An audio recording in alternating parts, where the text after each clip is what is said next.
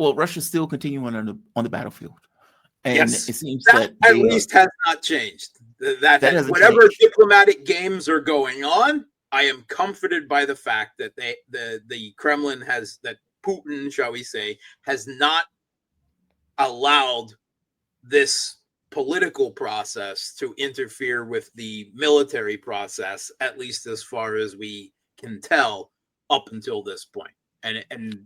And then I don't mind the political games so much. The whining is a little grating, but other than that, I'm not too Well, they discomforted by it. taken down all the thermal plants in Ukraine. Apparently, that's according to Ukrainian officials who are dealing with it. We Ukraine don't. doesn't seem. Okay, so there's from the pronouncements that have come out by the Ukraine, all of the plants are down, but some of them may have been shut down. That is not clear. Some of them have been targeted and destroyed. That we know because I've seen the video evidence of it. Did they destroy them all, or were some of them shut down as part of a precautionary measure? That I don't know. It could be that all of them were destroyed, right? Because Russia did make significant ballistic missile attacks targeting thermal plants, as well as targeting 750 kilovolt stations that run to the Kiev regime's remaining 3 small nuclear power plants in West Ukraine, which they did not target the nuclear plant, but they targeted the substations that then lead up to that plant, right? Which would have, if the damage is not repaired, might eventually force the Kiev regime to shut down those reactors, right? Because they could not, much like they have forced Russia to do with the Zaporozhye nuclear power plant, out of caution, right? Because there is a question of maintaining the electricity supply to the cooling pumps for the reactors. Then that led Russia to, and the danger of the plant being targeted itself, right. They shut down completely the largest nuclear power plant in Europe rather than use it. And they're attempting to basically just replicate what the Kiev regime did with the Zaporozhye nuclear power plant, with the 3 remaining much smaller nuclear power plants that the Kiev regime has in West Ukraine. But we do know that I don't know about the biggest attack. It maybe was the biggest attack on power generative facilities, right? Because from what I've seen, the numbers are some 400 and some missiles and drones, right, lumped together, which has never been a very useful number for me because it doesn't, without delineating how many were missiles and how many drones. Yeah, there's a big difference there. But regardless, 400 and some is definitely not the biggest attack, right? We've seen numbers lumped together of 800, right? And so forth. But I've seen some other trying to say that this was maybe the biggest in terms of ballistic, specifically ballistic, meaning Iskander missiles fired. And they were particularly what was used to target thermal power plants. But we know some of them were destroyed. We don't know that all of them were destroyed yet. Right. Okay. So it's just the wording. I'm looking at the wording that the officials are using, and the Kiev regime's officials are using, and they were not saying that all of the plants were destroyed. They were saying that all the plants are down. And previously, they have shut down some generative facilities during an attack, hoping to avert strikes, or at least Russia to make the assessment that those plants were down as a result of a strike, but they really weren't, and they were continuing providing power and so forth. So we need to wait a few days to get for the Russia to do a proper damage assessment before we know how many of those plants were completely destroyed and how many either weren't hit or were hit but not completely destroyed and shut down on their own instead otherwise. But right now, I think the important thing, at least for the time being, is that Ukraine is black. Yes. The lights are out for the most part across nearly the entirety of Ukraine, right? And there's, of course, all kinds of knock-ons with that. Like in large areas, running water is also down. Why? Because running water, is powered pumps that are powered by electricity, right? So there's a whole host of life-sustaining infrastructure associated with just electrical power that is down as well. But it also means that the Kiev regime's train logistics are down because most of their trains, they do have some diesel ones, but most of their trains are powered by electricity. It means that whatever remnant military industrial complex and underground workshops that they have is also down, right? Because they're not able to power that for any length of time off of emergency generators or the like. So there is the necessity. Now, there's a great deal of whining and outrage about this whole targeting of the Kiev regime's electrical infrastructure that is going on in the Western media, completely ignoring that every time the U.S. and the West goes to war, they have targeted their opponents' energy infrastructure, their electrical system, including in Serbia and Iraq and Afghanistan and Libya and everywhere else. And now it's just, you're supposed to forget that is the usual U.S. method of war, and that actually U.S. military doctrine talks about this and has, come to the justification that because the energy provided is dual use, then all of that is perfectly justified, right? And this is, not a question, right? It is U.S. military doctrine, and it has been used repeatedly in every significant conflict that the U.S. has participated in the last few decades. So now, but because Russia is doing the same thing against their proxy, suddenly there's all of this moral outrage against, the impact on civilians, because of course, you can't deny that there is an impact on civilians too. But obviously, there's a weighted moral value. Some civilians are worth more in moral terms than others. Basically, the ones we target have no more value. Right? The ones that they target, have. So that's, Russia just ignores that noise. They just ignore that noise, as they should. So the goal is effectively to cripple the capability for Ukraine to build weapons, move people around, etc. That's all. Yes, absolutely. The point. Yes.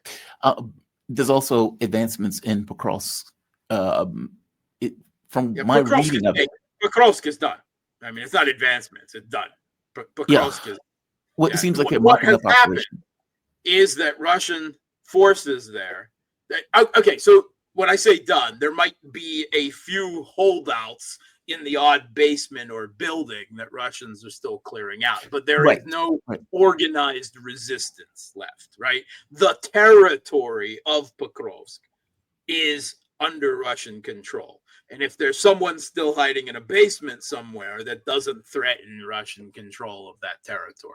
So now what Russia did do is they created a golden road for the Kiev regime forces to retreat from, not to the west or the northwest, to where the Kiev regime's new contact line is, but rather to the east, to the Pokrovsk adjacent settlement, really part of one urban agglomeration of Mirnograd. They want to surrender. Basically herded the Ukrainian forces like some kind of misbehaving cats, right? Herding cats into Mirnograd. And now Mirnograd, of course, if you take a look at a map, Pokrovsk here, Mirnograd here, right?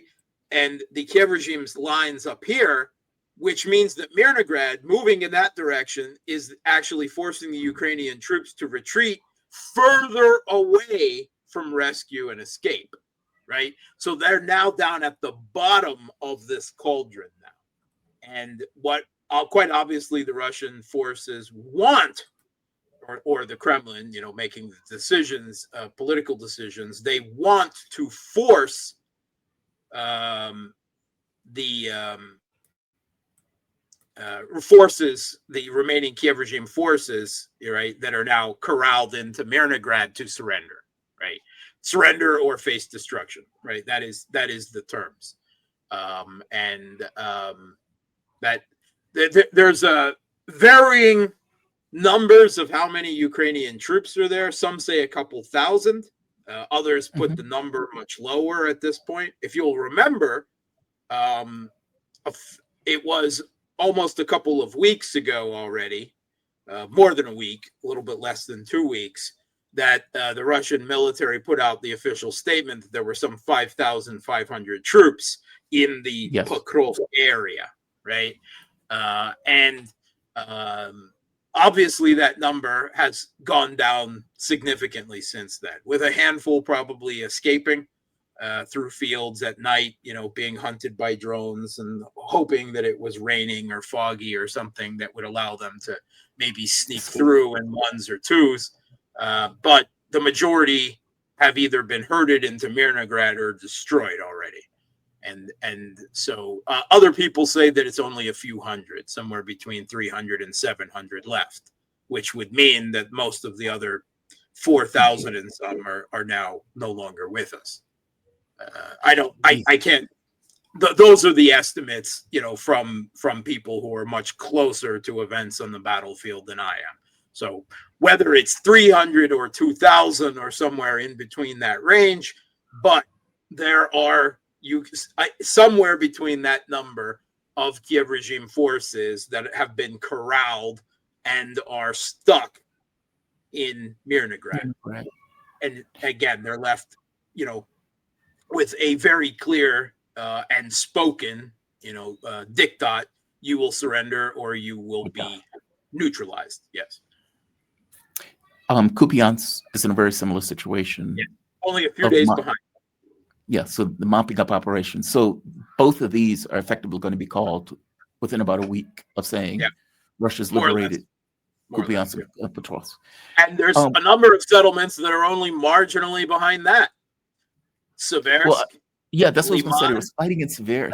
Konstantinovka and Gulai Polya in the south, and Zaporozhye is entering that type of encirclement process as well right now, right? I think Gulai Polya will still be resolved probably in 2026 rather than in 2025, but the rest of them will very likely be, Pokrovsk has already been resolved, right? With only this pocket in Mirnograd, adjacent Mirnograd remaining, but Kupiansk, Liman, Seversk, and probably even Konstantinovka will be wrapped up this year before the end. What could it be the significance of all of these cities falling back to back to back to back? This is okay. I have never been a proponent of a collapse scenario. Right? Yes. Other people have been predicting a collapse every 2 months since the conflict has began. And we're not seeing a collapse yet. We are seeing a crumbling. But there is at least a potential, a serious potential for collapse from the military and the political and the societal shock that after months of claiming, there's a stalemate and Russia is not making any progress, blah, blah, blah, all of this misinformation and hopium and copium coming out of the West about the war of attrition that they continue to completely not understand or to deliberately disinform on. The butcher's bill of all of that for the last year is coming due now, and it will come in rapid fire succession with all of these urban settlements, all of these fiercely fought and defended strongholds crumbling and being taken by Russia one by one in very quick succession. Again, as a result of a whole year's worth of military activity and attrition of the Kiev regime. And that is the best situation for an actual potential collapse as a result of a number of those things then happening in rapid succession.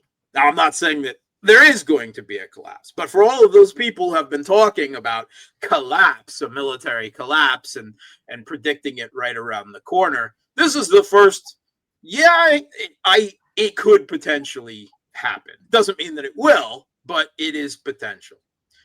Now, as an aside to this, there has recently been a televised discussion between the political and military leadership of the Kiev regime, where the chief of the general staff was speaking to Zelensky, or Zelensky was speaking to him.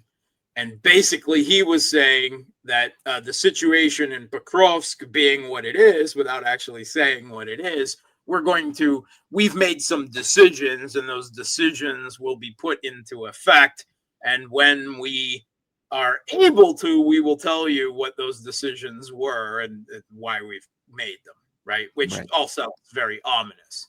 And then Zelensky, very much in very openly distressed and disagreement, said, no, we have to hold Pokrovsk at all costs, because if we lose it, then the West will lose faith and then stop keeping the arms and financial flow going.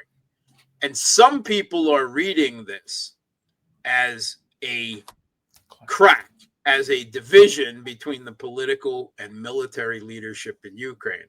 And I have a different take. What's your take? Because that's the way I read it myself. Yeah. I think that people who think that are not cynical enough, because this was broadcast on TV for a reason, right? They didn't arrange this and then have voiced disagreement between the political and military leadership. Oh, they were talking and it just happened, and it just happened to go out over the airs. That doesn't happen in the Kiev regime, right? This was intentional. Why?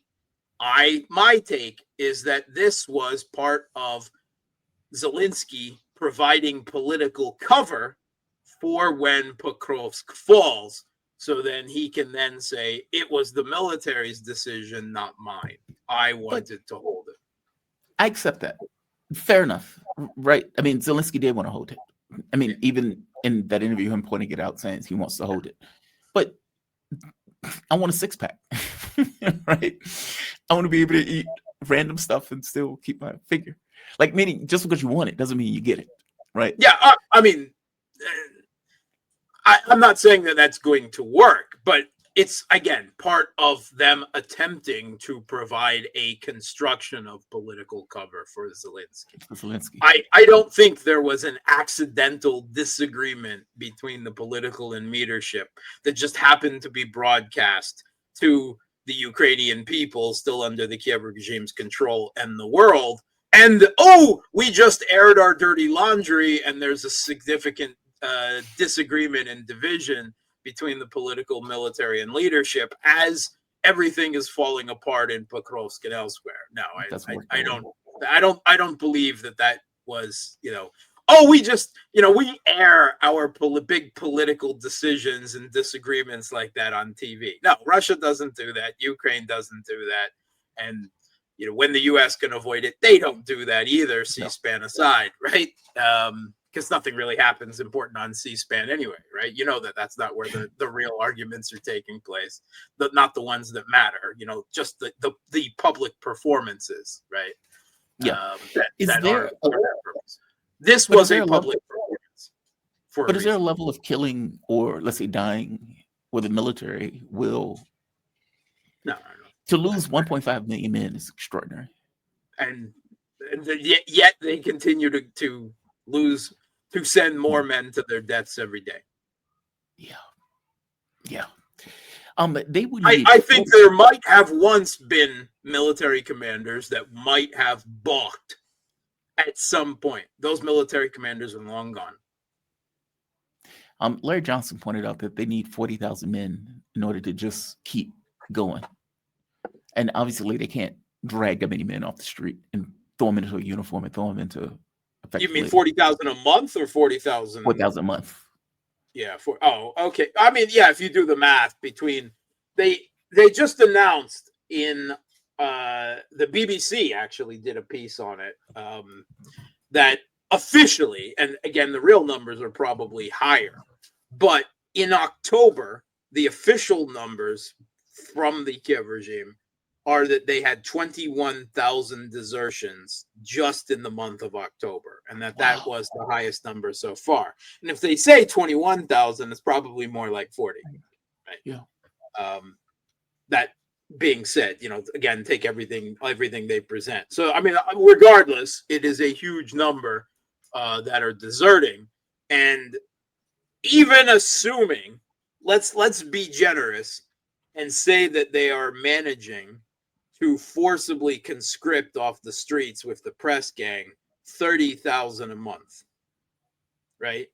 Now, you just do your own mental calculation of how many you believe that are being killed or grievously wounded beyond, the immediate return to the battlefield, which, I don't think it's any type of overestimate to say at least 1,000 a day, which is 30,000 a month, right? And that's a very low, that's an extremely low, generous figure to the Kiev regime. So 30 plus 20 right there, right? Even taking those numbers for what they were, that means the Kiev regime is hemorrhaging, that the Kiev regime military is losing sum total at least, at the very minimum, 10,000 a month. Very minimum, right? And it's probably more like 30 or 40. Yeah, that's a catastrophe. I mean, these random guys like a barber, or guys a pizza delivery guy, like Angelina Jolie's bodyguard. Well, she shouldn't have been there. I saw that. She shouldn't have been there, but if she was there, she should have fought for her guy, right? I mean, he was there. She went back and got her. And she went to the station, and then I was like, there's nothing we can do, and they came and got him again anyway. So I regard that as, just an act of personal betrayal, because I have no doubt myself that Angelina Jolie, being what she has, and Zelensky's concern for the opinion in the West, that if she made a significant public deal out of it, that she could have secured this guy's release. But she did not follow that. I mean, she made some small attempt and then walked away, right?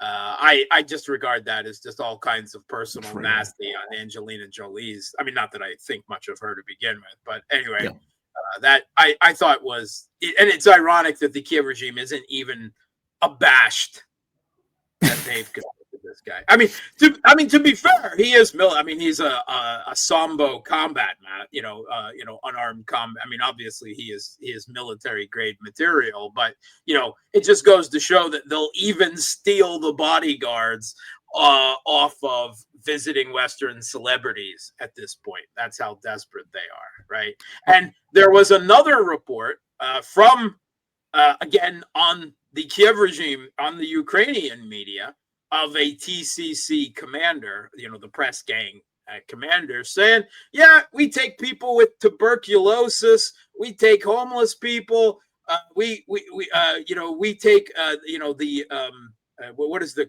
politically correct terminology for the mentally disadvantaged these days? Disabled. We take all those people because that's how desperate and scraping the barrel we are at this point, right? Anywhere between 60 and officially 25. That's a damn shame.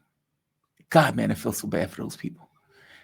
That could be any random person, right? Like you're walking your dog and all of a sudden a bunch of goons get out of the car and put you in a military uniform. I walk my dogs 3 times a day. Admittedly, I do it in a forest and there's not many people, but I still have to walk into the forest, and they're everywhere else. So why wouldn't they be in a forest too? I guess, Yeah.